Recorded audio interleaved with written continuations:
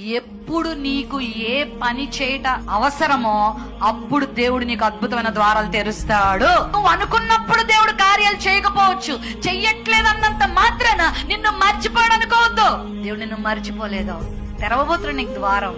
విశ్వాసంతో జీవించు. ఒకవేళ ఈ రోజు నువ్వు ఏ చెరసాలో ఉన్నావో నాకు తెలియదు, ఏ ఒంటరితనంతో బాధపడుతున్నావో, ఇదిగో పలానా వాళ్ళు నాకు ఇంత కీడు చేశారు, పలానా వాళ్ళు నా మీద ఇలాంటి నింద వేశారు, ఇదిగో నన్ను విడిచిపెట్టారు, నన్ను మర్చిపోయారు అని ఒకవేళ నువ్వు కృంగిపోతే నమ్ము, ప్రభు నిన్ను మరవట్లేదు. వస్తుంది, ముందుంది నీకు శ్రేష్టమైన ద్వారం. దేవుడు తెరవబోతున్నాడు. నీ కొరకు ఒక ప్రత్యేకమైన స్థానాన్ని సిద్ధపరిచిన వాడు.